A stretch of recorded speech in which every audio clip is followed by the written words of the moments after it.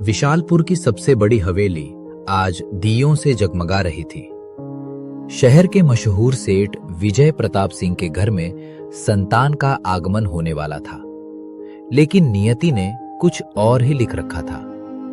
जैसे ही नन्ही बच्ची की पहली किलकारी गूंजी, आसमान में बिजली कड़की और उसी पल सेठानी ममता ने हमेशा के लिए अपनी आंखें मूंद ली।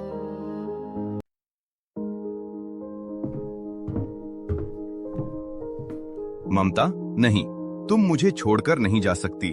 सेठ जी, देखिए कितनी सुंदर बिटिया हुई है, बिल्कुल अपनी माँ पर गई है। हटाओ इस मनहूस को मेरी नजरों से। जिस बेटी ने कदम रखते ही अपनी माँ को निगल लिया, वह मेरी बेटी नहीं हो सकती। यह अभागन है, इसकी शक्ल भी मुझे मत दिखाना। 20 साल बाद समय का पहिया घूमा। विजय प्रताप ने सुचित्रा से विवाह कर लिया। सुचित्रा की बेटी ईशा को रेशम के बिस्तरों पर सुलाया जाता, जबकि नियति रसोई के धुएं और तिरस्कार के बीच बड़ी हुई। ए नियति, महारानी बनी कहाँ बैठी है? मेहमान आने वाले हैं, हाथ जल्दी चला। और याद रखना, जब तक मेहमान यहाँ रहे तू अपने अंधेरे कमरे से बाहर नहीं निकलेगी। मैं नहीं चाहती कि तेरी मनहूस परछाई मेरी बेटी के अच्छे रिश्तों पर पड़े। जी माँ जी, मैं सारा काम खत्म करके अंदर चली जाऊंगी। सब्र कर बेटी, भगवान के घर देर है, अंधेर नहीं। तेरी सहनशीलता एक दिन रंग लाएगी। अचानक विजय प्रताप का चलता हुआ व्यापार ठप होने लगा। जिन व्यापारियों पर वो भरोसा करता था, उन्होंने ही उसे घाटे के सौदे में थमा दिया। सुचित्रा ने इस मौके का फायदा उठाया। देखा आपने, जब से वो लड़की जवान हुई है, हमारे विनाश के दिन शुरू हो गए हैं। इसे घर से निकालिए, तभी हमारी भलाई है। तुम ठीक कहती हो मुनीम। जाओ, शहर के सबसे बदहाल और गरीब घर को ढूंढो। मैं उसकी शादी ऐसे लड़के से करूंगा जो खुद एक भिखारी हो, ताकि इसकी बदकिस्मती उसी झोपड़ी तक सीमित रहे।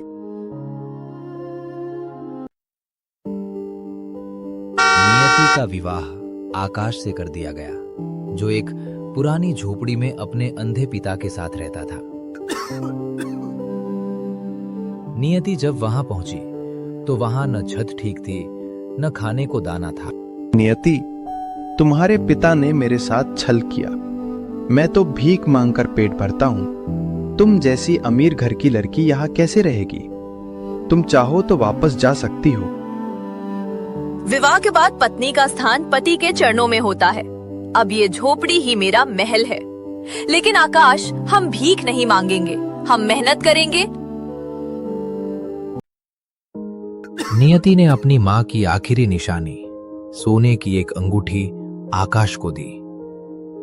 इसे बेचिए और बाजार से लकड़ी और कुछ फल लाइए।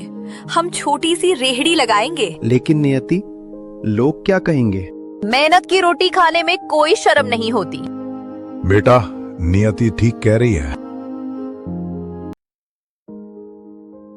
आकाश ने काम शुरू किया। एक दिन तेज बारिश हो रही थी। तभी एक बूढ़ा मुसाफिर उसकी दुकान पर आया। उसके पास पैसे नहीं थे। आकाश ने उसे अपनी छतरी दी और भर पेट फल खिलाए। बेटा, दुनिया में इंसानियत अभी जिंदा है। ये छोटी सी पोटली मेरी तरफ से रख लो। इसे तब खोलना जब बहुत जरूरत हो।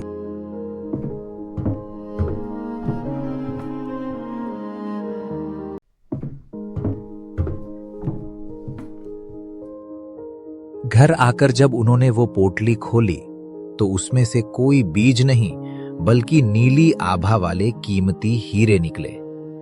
नियति की परख ने बता दिया कि ये कोई साधारण पत्थर नहीं है।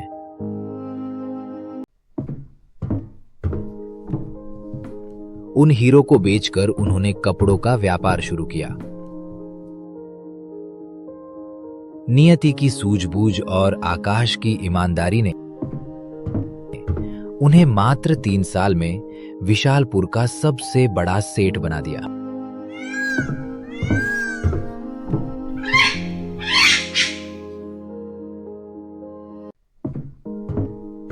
दूसरी ओर विजय प्रताप पूरी तरह बर्बाद हो चुके थे। उन्हें अपना घर तक बेचना पड़ा। एक दिन उन्हें शहर के नए आकाश सेठ के यहां से दावत का बुलावा आया।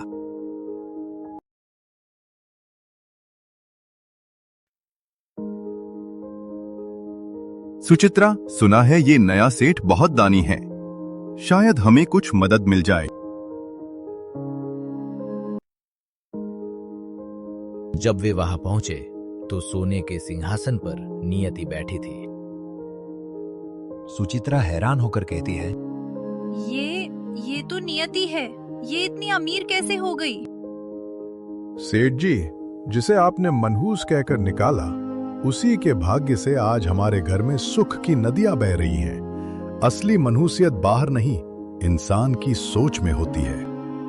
बेटी, मुझे माफ कर दे, मैंने हीरे को पत्थर समझकर फेंक दिया था। पिताजी, एक बेटी अपने पिता से कभी नाराज नहीं हो सकती। आज से आप और माँ हमारे साथ इसी घर में रहेंगे।